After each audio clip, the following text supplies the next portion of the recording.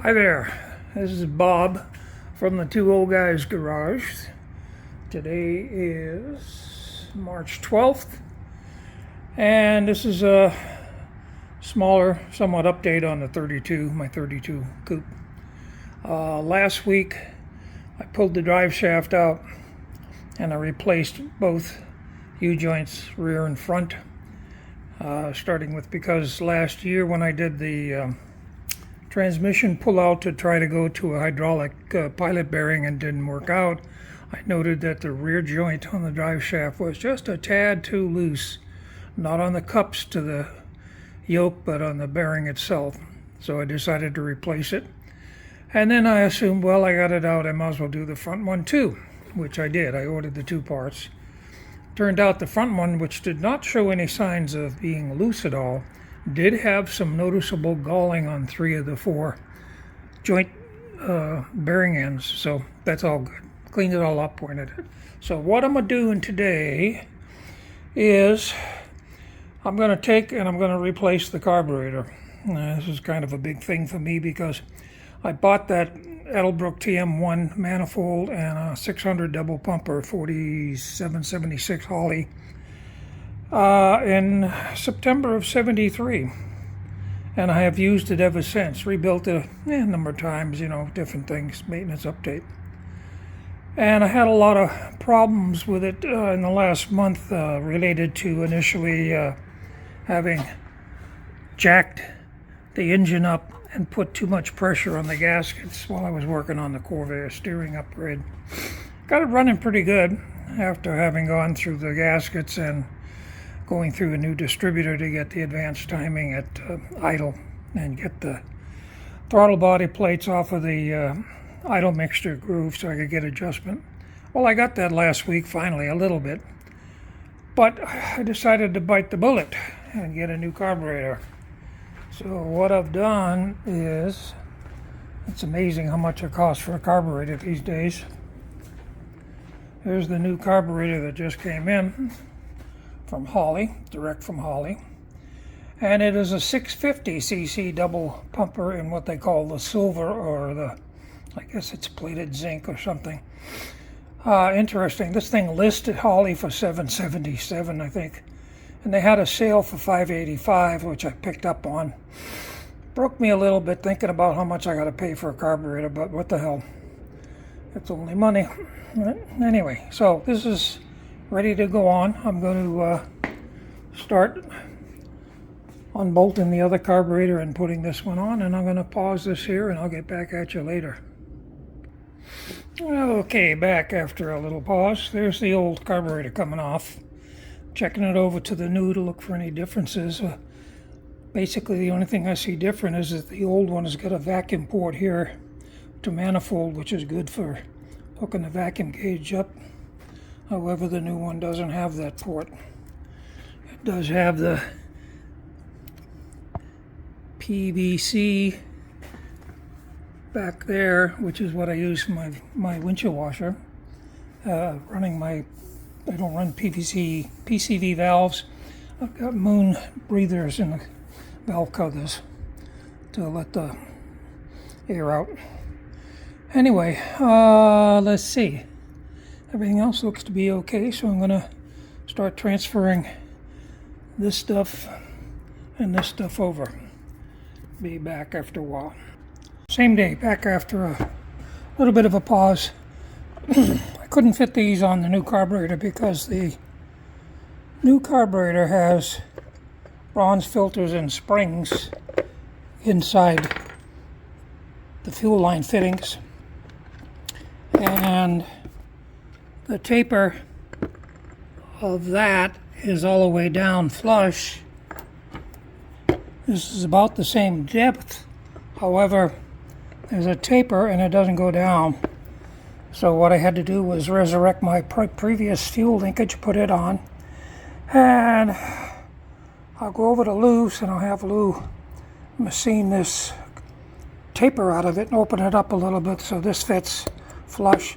Then I'll return to the fancy aftermarket aluminum log-in manifold with the bronze filters and springs installed. Got it running.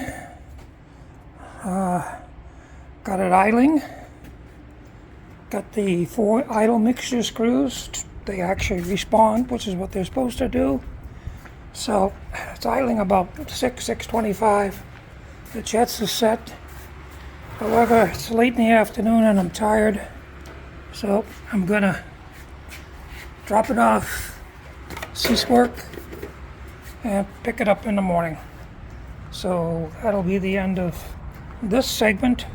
The next segment probably will be a road test with a road test video from my new dash cam, which will be better than the other one.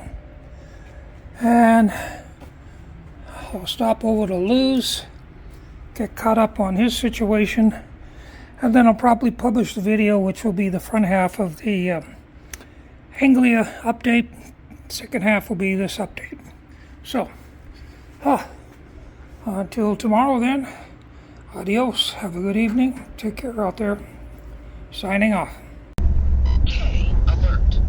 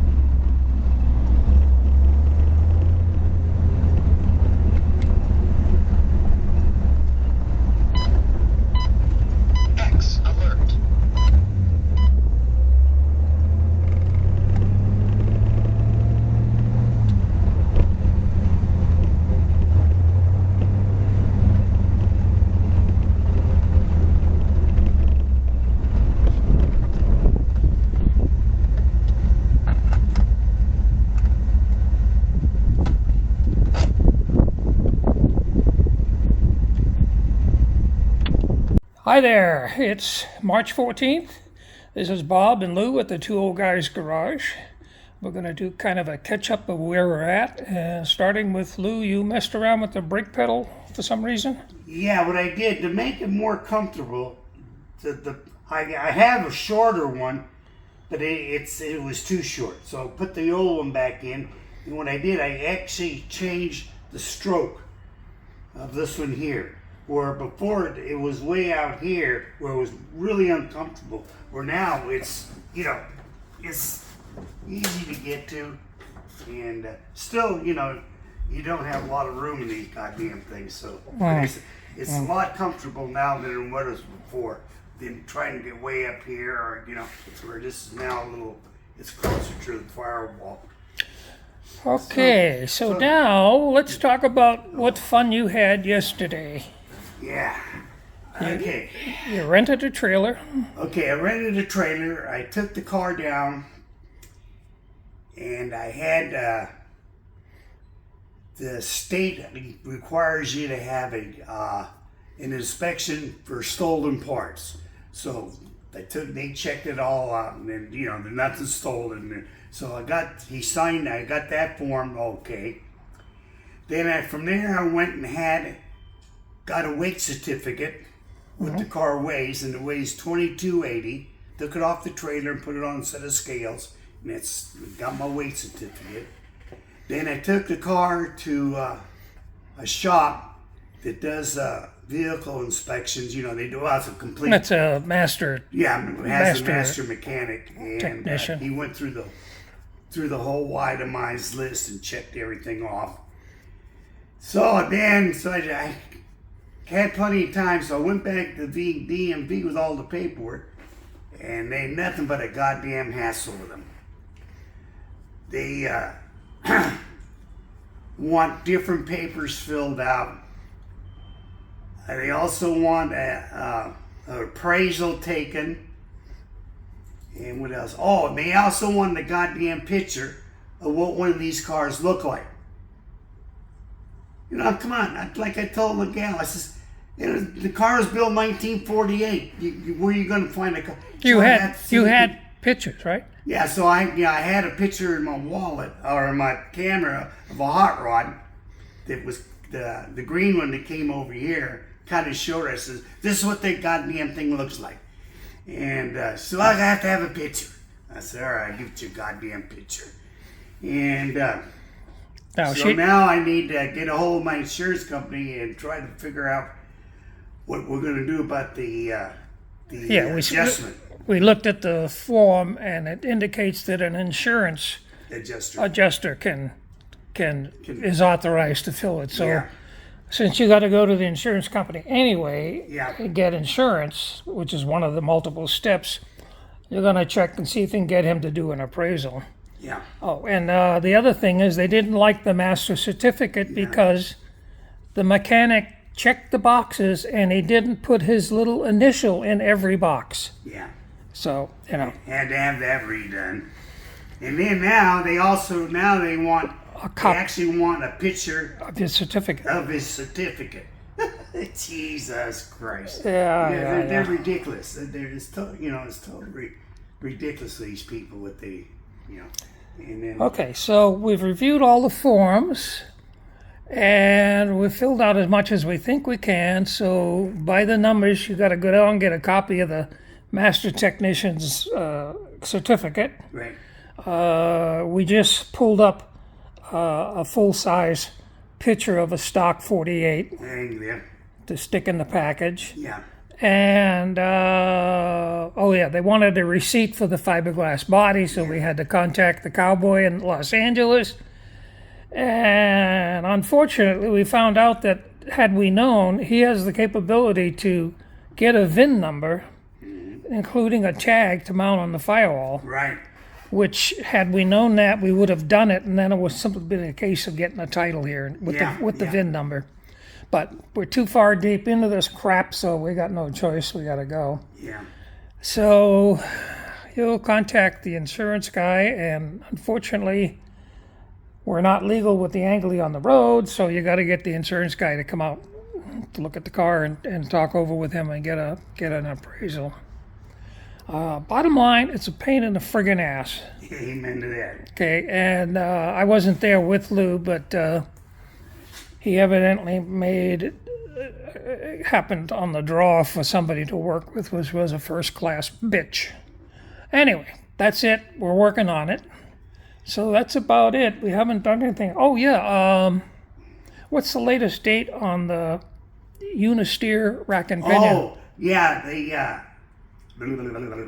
Summit sent me a email saying that they're supposed to, don't ask me why, they're supposed to get them in hand by the 4th of next month.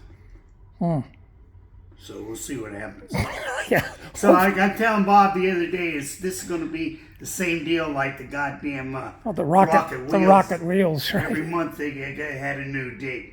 Yeah. Anyway, well, I think we mentioned it before, but just to recover it, the Anglia has been put together with a Vega steering box. Right. Typical, cross steering to the right pivot arm, and then a drag link across cross tie rod. The Unisteer that we've ordered is actually a retrofit kit that fits into the mounting plate for a Vega box in its place, doing, again, steering over to the right side. So what we think is that since it is a Vega plate on the frame, we're thinking we should be able to get the Yeah. get the rack and pinion unisteer to fit in its place, because the Vega steering is too tough, too hard, or Well, it's just I mean, going down the road, there's no problem. But making turns and stuff where it's stiff. The little short wheelbase. I guess I'm pretty sure that's what it is. Because my Vega steering and my T was no problem at all. It handled really nice. yeah, of course it was a lot Of course, lighter, you got a big white axle out there. and it was a lighter Yeah. on the front end, right? Yeah. So Okay, so that's where see. we are. I think I'll just call this quits, and I drove the coupe over here with a new carburetor, and I'm gonna go back and check what the video looks like on the new dash cam, and hopefully put a video out so you know that we still haven't alive. we haven't died yet. We're still alive, and we're working on it. Okay, so that's it. Thanks everybody. Take care out there. Catch y'all later. Bye bye.